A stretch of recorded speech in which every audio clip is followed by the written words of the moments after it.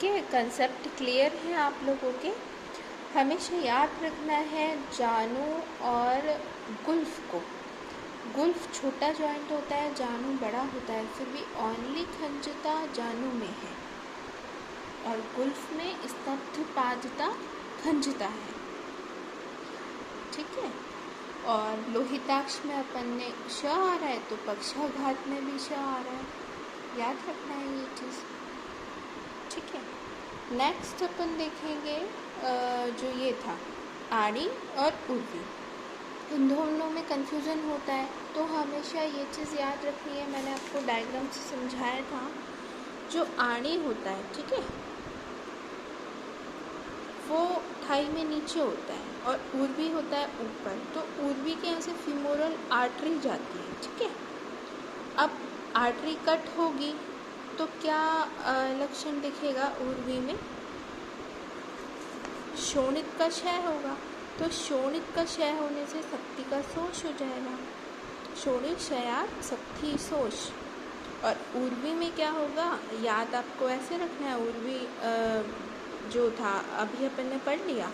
और आड़ी में आपको कैसे याद रखना है, उर्वी के जस्ट नीचे है तो भी क्या आ रहा है इसमें, स्तब्ध शक्ति था, शोफ अभिवृद्धि स्तब्ध शक्ति था। ठीक है, नेक्स्ट एक एक आप शाखा के मन पढ़ रहे हैं तो शाखा के मन में क्या क्या चीज़ें याद रखनी है ये क्लियर करते जाते हैं। याद रखना है आपको ये चीज़ें, बहुत कन्फ्यूज़न होता है कि पूछा जाता है ये कौन सा मर्म है, रुजाकर है, कालांतर प्राणहर है या वैकल्यकर है, क्या है, तो याद नहीं रहता उस टाइम पे।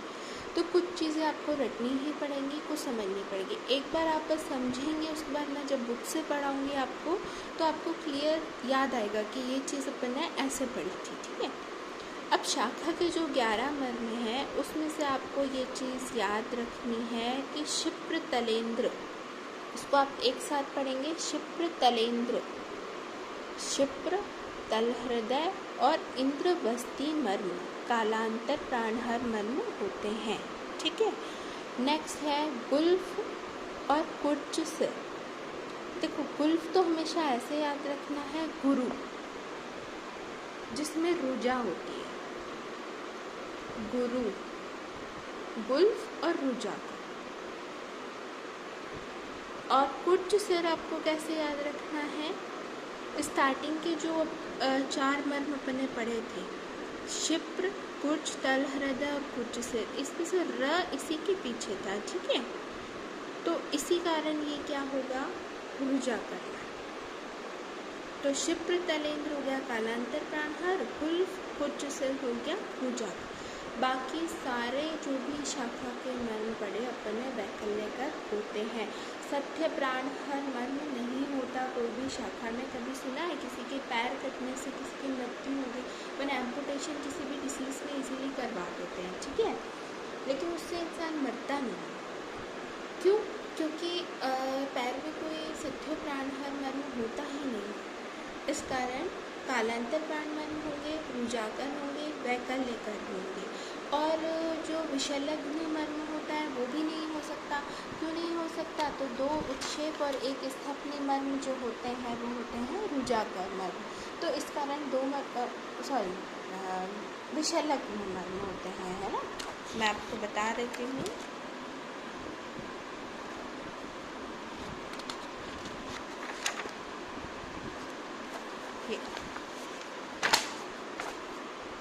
जो विषलग्न मर्म होते हैं वो होते हैं 2 उत्क्षेप और 1 स्थपनी। इस कारण शाखा में विषलग्न मर्म भी नहीं होता है और सत्यो प्राणहर मर्म भी नहीं होते हैं। याद रखना है अच्छे से। कालांतर में कौन सा पढ़ा अपन ने? क्षिप्र तलेंद्र, ये शाखा के कालांतर प्राणहर मर्म है, विषलग्न नहीं होते हैं। वैकल्यकर मर्म मैक्सिमम होते हैं। नाम नहीं याद करना है आपको बस शाखा के 11 मर्म के नेम याद होने चाहिए, तो आप इजीली आंसर टिक कर सकते हैं। उसके बाद में रुजाकर जो मर्म है उसमें से शाखा के कौन से हुए? एक तो कुर्च शिर हो गया, एक हो गया गुल्फ, पैर वाली शाखा के। और जो पैर में गुल्फ जिस जगह होता है वहीं हाथ में क्या होता है, मणिबंध। इस कारण मणिबंध भी कौन सा होगा, रुजाकर मणि। ये अपन शाखा में हाथ वाले में पढ़ेंगे, ठीक है। अभी आपको पैर वाली शाखा के यही मर्म याद करने हैं जो कि रुजाकर होते हैं, ठीक है। नेक्स्ट वीडियो में मैं आपको बताती हूँ जो कोष्ठ के मर्म है, पृष्ठ के मर्म है और ऊर्ध्वजत्तुगत मर्म है। अभी आप इतना ही याद करिए।